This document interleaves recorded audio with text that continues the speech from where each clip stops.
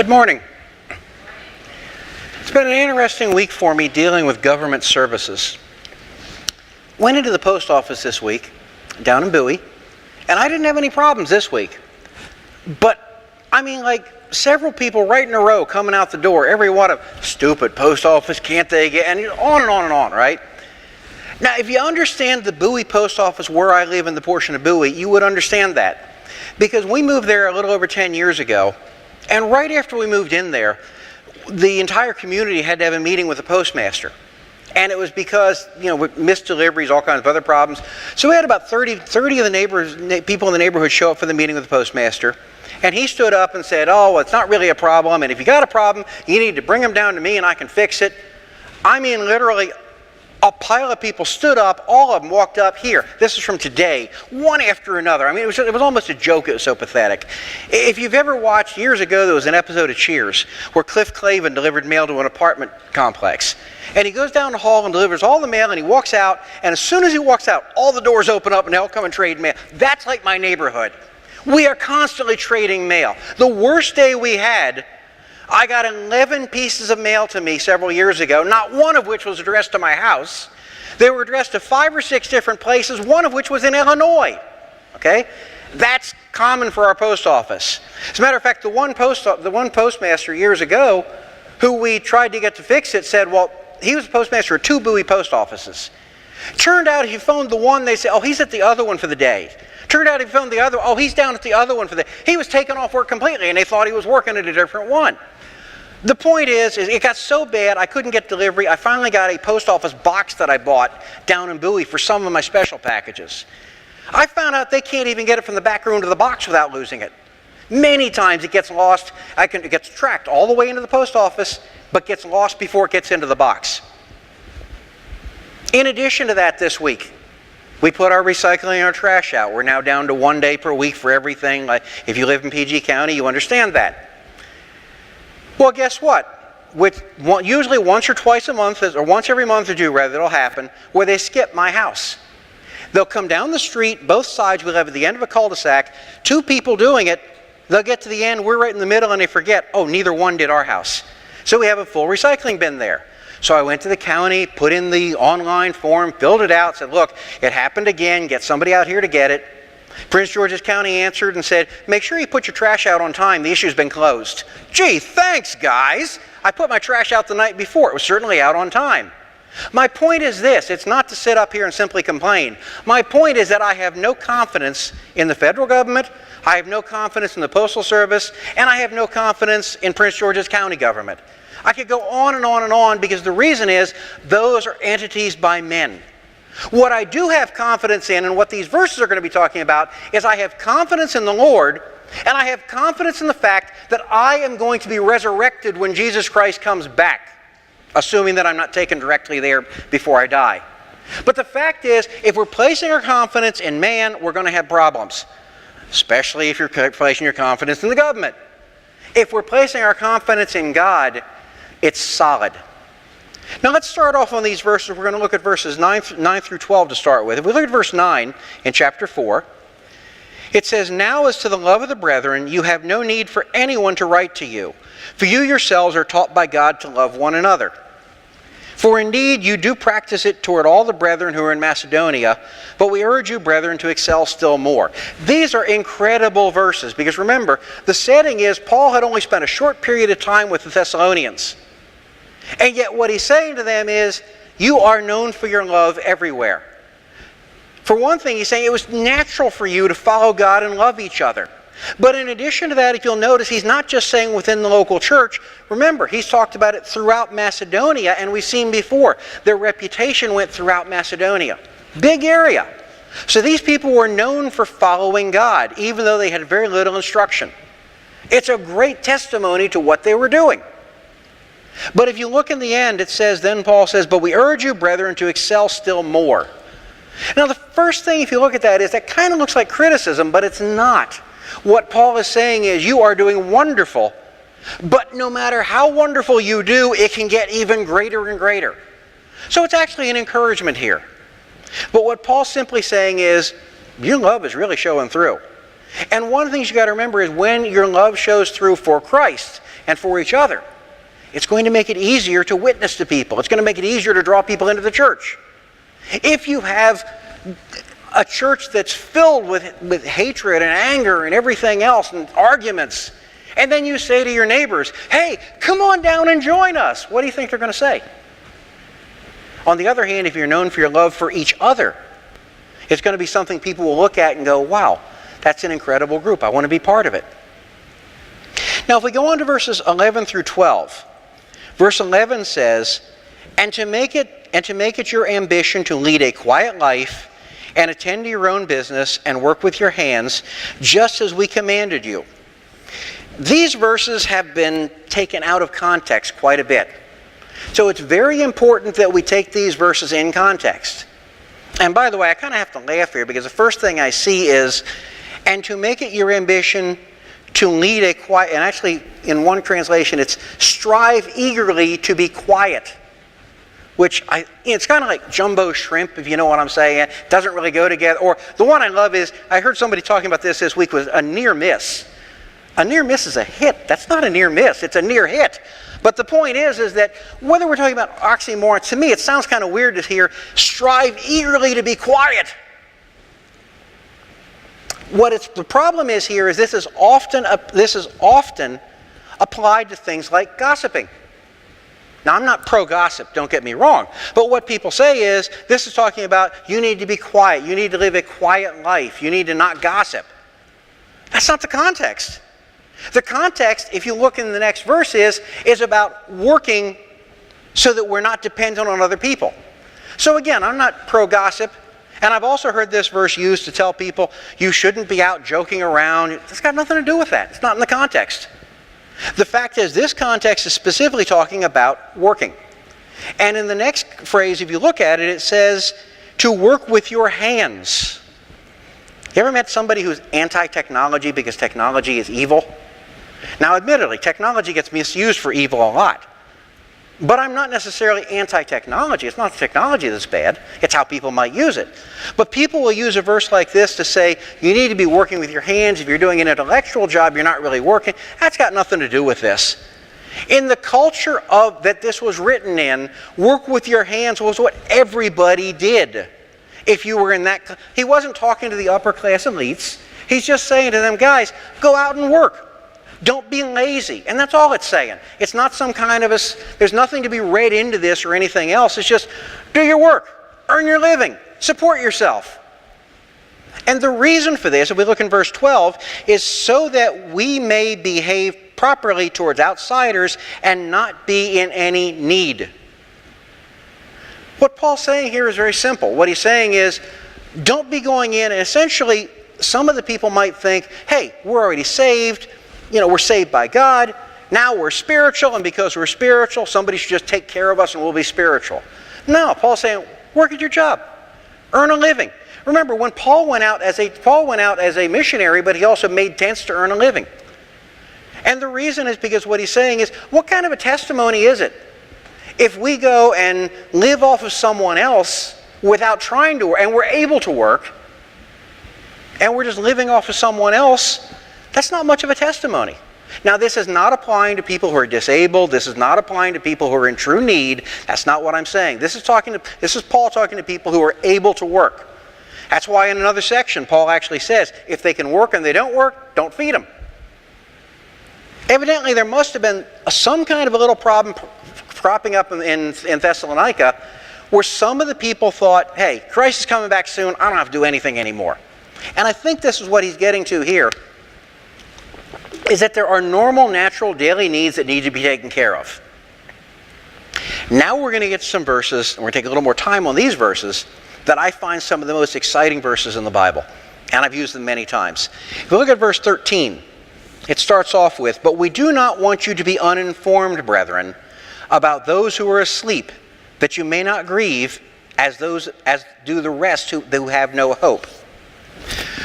One thing we want to look at here is when it says, don't be deceived about those who are asleep. Now, if there's any question, asleep was a common term in the Greek culture, or the Greek language, for someone who had died. It's just kind of a euphemism. They fell asleep. It doesn't mean they were actually asleep. It means they were dead. Okay? We do that now, he passed away, he fell asleep, he whatever. And it's to try to make it easier on people. Okay? So when it says asleep, it means dead. There's nothing special here. One thing I should point out, though, of interest, this term for asleep is used of people, but never used of Jesus Christ. When Paul talks about Jesus Christ, or the gospel talks about Jesus Christ, they make it clear he was dead. And the reason is because nobody ever wants to be confused about the idea, did Christ just fall asleep? And there's this theory called the swoon theory. Oh, well, Christ didn't really die, he just fell asleep for 3 days. He was wounded, he got bad. No. When it's talking about Christ, it never uses a euphemism like he fell asleep. But for men, it's just saying they fell asleep. So nothing special there. The fact is, what was happening, though, is the Thessalonians were saying, wait a second, we're waiting for Christ to come back to take us back. If our relatives died, doesn't that mean they're gone and it's too late and Christ can't come get them and therefore they're just going to stay in the ground? They were worried that if you died, you wouldn't be resurrected. And that was their fear. And if you think about it from their standpoint, they only had a little bit of instruction in the gospel. It's a rational, logical fear. How's God going to resurrect somebody if they're dead already? That actually makes sense if you think about it. But to them, they're like, no, the person has to be alive so Christ can come back and take them back. And that's what he was talking about. Now, what I find interesting here is that he says, brethren, about those which are asleep, that you may not grieve, as do the rest who have no hope. Have you ever had a tragedy occur, or possibly a death in the family, and had someone come up to you and say, smile, be happy, Romans 8:28 says, and they misquote and misuse Romans 8:28, and they tell you why you shouldn't feel bad because you had a death in the family or a tragedy? I've had that happen. And I smiled politely because I didn't want to say to them, you moron, you don't know what you're talking about. Instead, I said, okay, they're having difficulty expressing things, they don't know the right words. But it's hard to sit there sometimes when somebody says, don't be upset because somebody died, because man, they're in heaven right now, it's better. And it is better. But we're still humans and we have human emotions. And for somebody if someone has no emotions about a close friend or a close family member that died, and they have no emotions whatsoever about it, they're probably either a sociopath or they're pretending to not have the emotions or something like that, because it's normal and natural for us to grieve. So Paul is not saying don't grieve. And that's one of the misinterpretations here. But what he is saying is don't grieve as those who have no hope. We're going to grieve, but we're going to grieve differently. In 2003, my father passed away. Okay, euphemism there. He died. 2003, my dad died. And it was a little unusual because what happened was when he died, the worship leader was out of town at the church I was at. The pastor was a rather ineffective pastor. And I was the backup worship leader. Well, guess who got to lead the funeral for his own father, which was very interesting. And the pastor and I both spoke at it, but I had to lead the worship hymns, I had to lead the songs, I had to stand up there and smile. And I have to say something. I could not have done that had it not been for these verses.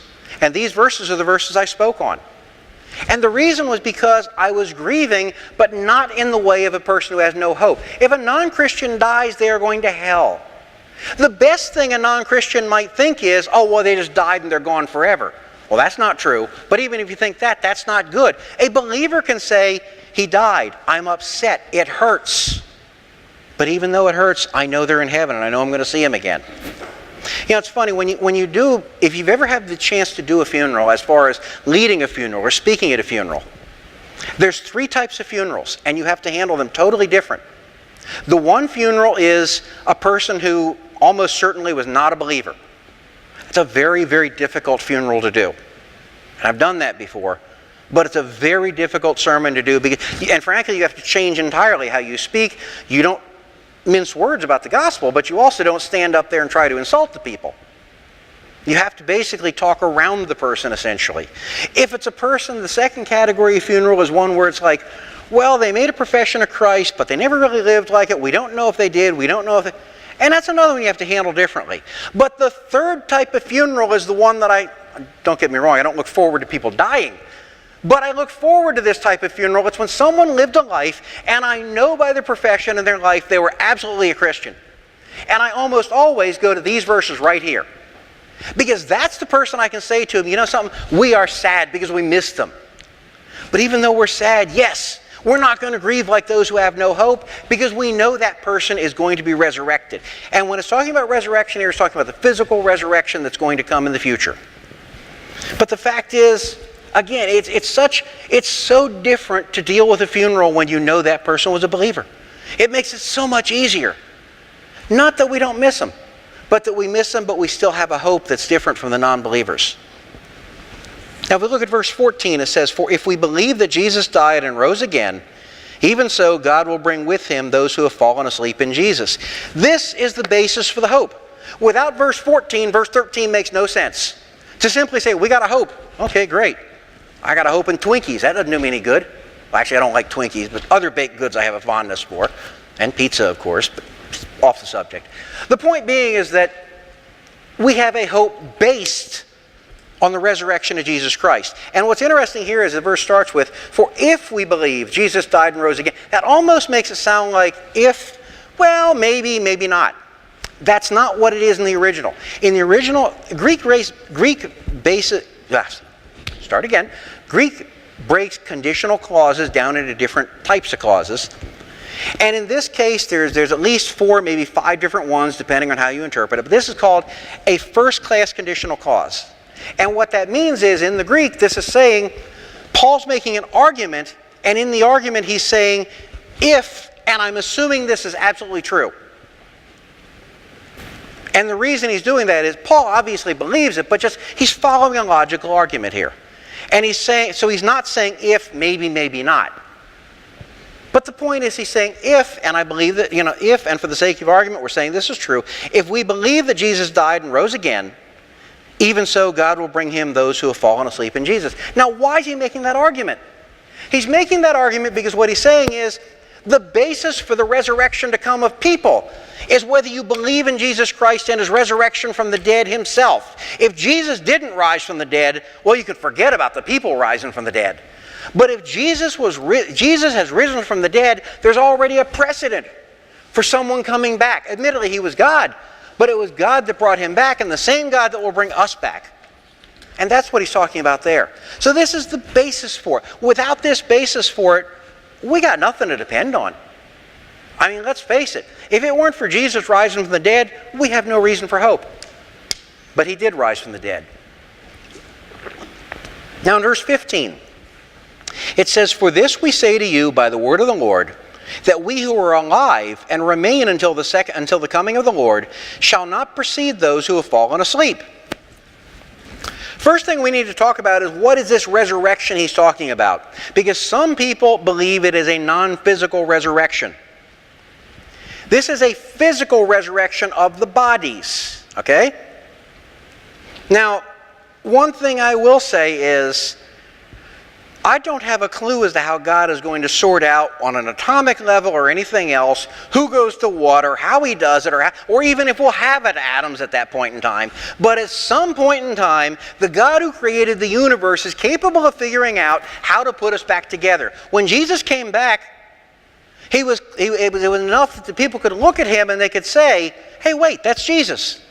He had a hole in his side from the spear.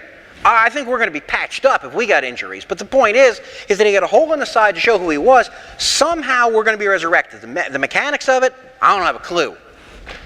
Deep theological statement there, but I don't have a clue. But it's going to happen. The other thing we have to understand is human beings are never without bodies. If a human being dies right now, we're not going to go into this today, but there's a whole study called the intermediate body, where evidently we go into some kind of a body while we're in heaven with God, and then in the last days at the resurrection, we're put back into our original body. Hopefully mine a lot thinner and a little younger, but the point being is we're put back into our original bodies. but that we are never ghosts. We are never, certainly never, that's a big misunderstanding. Humans never become angels. They're two different things. But we're never ghosts. We're not disembodied spirits. We're never meant to be that. Another mistaken interpretation, and they get it from these verses, is what the Seventh-day Adventists believe. They believe in what's called soul sleep. Essentially, they're saying you die. When you die, you just become no consciousness whatsoever until the final resurrection. Then God wakes you back up, stuffs you in your body, and you're off to the races. We don't believe that at all. We believe that, as I said, that somehow that God gives us an intermediate body. And not only that, also, if you look at 2 Corinthians 5:8, it says to be absent with the body is present with, to be absent from the body is present with the Lord. That's not saying to be absent with the body is to sleep a couple thousand years and then wake up and be present with the Lord. Okay, we're going to be there. So the fact is, we are intended for resurrection. And that's the basis of all of this. Now, if we continue on in these verses, if we look at verse 15, if we start with this, it says, "For this we say to you by the word of the Lord." Let me stop right there, okay? The reason I want to stop right there is the basis for all of this is the word of the Lord. It's not the U.S. Postal Service. It's not the federal government. It's not the PG County government. If it was, I'd be worried. But the word of the Lord I'll trust. God himself is who was saying this. That's who told Paul, and that's who's telling them. So he says, for this we say to you by the word of the Lord, that we who are alive and remain until the coming of the Lord shall not precede those who have fallen asleep. Now we get to the order of the resurrection. People in Thessalonica, they're worried. Hey, these people have died. They're not coming back at all. Paul's saying, wait a second. They're not only coming back, they're going first. They're going ahead of the living. Now, in truth, I don't think it matters that much because it's all going to happen in a twinkling of an eye. So, I mean, like, great, they beat me by 4 microns, or not microns, that's a length, stupid, by 4 milliseconds or microseconds or whatever, okay? I don't know the exact timing, but it's quick. But the fact is that the dead will rise before the living. I think maybe God does that just to prove that he can do it. If you think of, hey, if you can bring somebody living up to God, that's a good trick. If you can bring a dead person back, that's even better. I don't know why God did it, but I suspect that might be the reason why. But the dead are going to come back, and what he's saying to them is, guys, you've got nothing to worry about. Your lost ones, they're going to be with you. They're coming back, and not only are they coming back, they're going to make it before you do. Just a teeny tiny bit before you do, but they're going to make it before you do.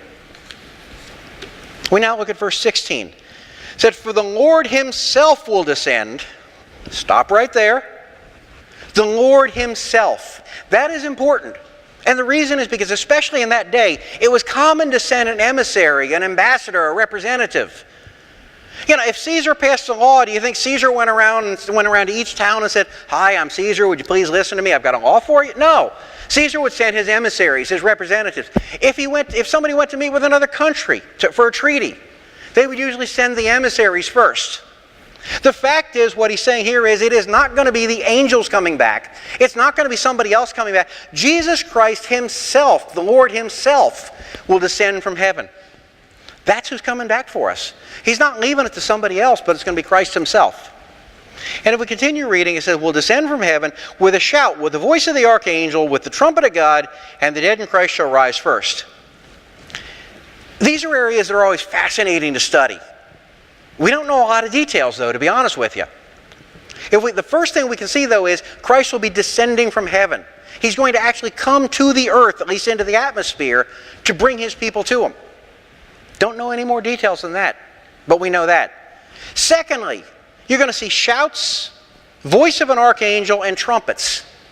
It's funny, different trumpets, but if any of you ever saw the Sci-Fi Channel had a 2-night special, that movie they made, and it was on the book of Revelation, okay? Not exactly theologically correct, okay? But there was one scene in there where they had the trump of God would sound. Oh my goodness. If you saw it, you know what I mean. I think that one special may have done more to bring people to find out about God than anything we could have ever said. It was terrifying. It was absolutely horrifying to listen to. And I don't know how they did it. It was great. But the point is, I think this isn't going to be something which is going to be hidden.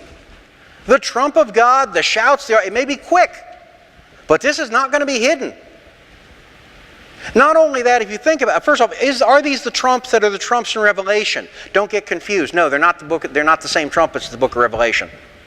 But secondly, if you think about the history of trumpets and things like that, and bugles, trumpets have been used for centuries to guide the troops, to send people in different directions, to announce that someone is here. The president comes out, you blow the horns, the president's here. In the Civil War, they'd use bugles. We're used to hearing taps for somebody dead, the morning reveille for getting up in the morning. People don't realize, Civil War, for example, buglers had all kinds of different sounds they made to tell people, for example, go to the right flank, go to the left flank, go do this. The reason? There were no telephones, no communications, no wireless. So you had to have some way that could be heard. Well, these trumpets can be heard for long distances. Have you ever heard a shofar blown, the Old Testament horns? And those things are like a diesel truck coming down on you.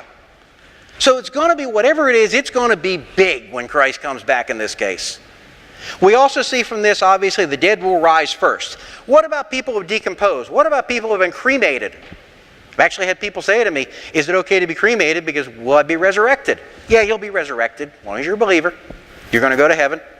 But the fact is, these questions, again, decomposition, cremation, I don't know. That's God's choice. That's up to God to figure that out. I do not know. None of us do. In verse 17 it says, then we who are alive and remain shall be caught up together with them in the clouds to meet the Lord in the air, and thus we shall always be with the Lord. First thing we see is we're going to meet Christ in the clouds. It's not going to be something where we're still on earth or something. Somehow, I don't know how, but in the twinkling of an eye, the dead and the living will both be taken straight up to Christ. And this is not temporary. We will live with Him there. It's not just we go up for a moment and then come back or something like that. We will always be with the Lord, which is also saying we're not going to be separated from Him ever again. Now, one of the questions that comes out of this that has to be asked is this what we call the rapture? Or is this the second coming of Christ for judgment? I believe this is what we call the rapture. Now, there are people who study theology that are going to disagree with me who don't believe in a rapture. Okay? I do believe in a rapture for a variety of reasons. We're not going to prove it today, but I'm going to give you a couple of things here. Number one, if this were the second coming of Christ, that means as believers, Christ would come back, take us into the cloud, turn around, send us right back down, and then start, and what? Why did you even bother taking us up there if you're just going to plop us right back down? Logically, it doesn't make a lot of sense if we're the second coming. That's the first thing. The second thing that you're going to hear about rapture, people often criticize the rapture by saying, you can't even find the word rapture in the Bible. You know something? They're right. It's not there. But it's a totally dishonest argument. The reason being, rapture's a Latin word. The Bible was written in Greek in the New Testament. The word rapture comes from rapio. I believe rapio in Latin. I may have mispronounced that. If there's a Latin scholar out there, you can slap me later. But the point is that it came from Latin, but the Latin word they took it from is the Greek word harpazo, which means the exact same thing as rapture does. It's just a different language. So for me, actually people ask, do I believe in the rapture? No, I believe in the harpazo. The fact is, that is in the Bible. It's a snatching away. So the point is, it's not like we've made this word up. The reason you can't find it in the Bible is it came from the Vulgate when the Catholics translated it to Latin. But it's not like it's not there. Yes, that word's not there, but it's because it's a different language. In the original language, it's absolutely there. The other thing also is that people are criticized about the rapture with is, well, that's only a recent development, people thinking about that. The fact is, up until 200 or 300 years ago, there wasn't a lot of thought at all about end times. It was just Christ is coming again. And when you go back and look at the early church fathers who did think about it, yeah, there were people who believed in the rapture right from the first century. So this isn't something new. It's a false criticism we get of the rapture. Not only that, this will not be the first rapture. First rapture in the Bible. Enoch. Book of Genesis. He was taken to be with the Lord. Enoch didn't die. It said he did not die and was taken to be with the Lord. God came like Enoch and took him right to heaven. Amazing when you think about it. But the fact is that this has already happened with one person there. And secondly, Elijah. Chariot came down, took Elijah, took him right back up. So we got two cases already of raptures occurring in the Bible. This other one's just going to be a bigger rapture. Now, the big question I got to ask you is, when you think about this, wait a second. If this is going to come with trumpets and angels screaming and Christ coming down and all of this, how's it going to be hidden? It's not going to be hidden. And secondly, you got to say, well, if it's not going to be hidden, that's stupid, because think about it. Everybody who sees this is automatically going to say, well, gee, that's Jesus. I trust in him now. Please take me, right? You know, I believed that back when I was a young child. I don't believe that anymore. I believe people are going to hear it. I don't think they're necessarily going to see Christ up in the clouds, but I think they're going to hear the trumps. I think the people are going to disappear, and I think it's going to be explained away. I think the media and the government's going to tell us it was aliens, or it was a Photoshop deal with pictures, or it's a fake video, or it was a secret weapon, or whatever. Think about it. There are so many things today that the media explains away. Some of them true, some of them not. Even with these you hear conspiracy theories, the World Trade Center. All kinds of conspiracy theories there that have now been disproven. I will say this, though, and I will not say what it is for a good reason that I can't tell you. One of the major conspiracy theories that is thoroughly debunked, and if I told you what it was, you'd say to me, you're crazy, and I would agree with you, that nobody believes. I can tell you from first-hand eyewitness knowledge, personally, that it is absolutely true. I can't tell you what it is. I wish I could. But I can tell you firsthand, if you asked 100 people about it, 99 at least would say that's crazy. It's been thoroughly debunked. That's right. What's happened is the government and the media have covered it up. And they've done a very good job of it. I think the same thing is going to happen about, and please don't ask me later what that thing is, because I will not tell you, okay? All I can do is tell you, take my word for it. I can't tell you, but it happened. And had it not been for a very strange set of circumstances, I never would have seen it. The point is that I don't think it's going to be very hard to cover up a rapture. I mean, think about it. The way things are now with the media, the way things are with the government, you don't think they could hide a rapture? Not hide it, but turn it into something else? I'm betting they're going to tell people aliens took them, something like that. But whatever it is, they're going to be able to do it. Now we get to verse 18. Verse 18 is very simple. Therefore, comfort one another with these words. You know, in its simplicity, that's a beautiful verse. Think about it. Be happy about it. Comfort each other, because you're going to be resurrected. It's a very simple message. But man, what a message. Can you think of anything else to tell someone that is better than you're going to be physically resurrected and spend eternity with God in heaven? Well, technically on the new earth eventually. But the point is, you're going to spend it with Jesus Christ for eternity. You're going to be physically resurrected. You're going to be in paradise, heaven, whatever. And it's going to be great. I can't think of anything. You know, winning the lottery might be nice, but it's not better than that one. These are words we can use to comfort one another. Doesn't mean we don't have sorrows. Doesn't mean we don't have, you know, a lot of us go through things. But it does mean there's comfort there in the end. Now, I want to go back and briefly take a look at a couple of quick things for application on this as well. Number one, we saw in the beginning of this, we're talking about unity of believers. When there is a unity and love within a church, people notice it.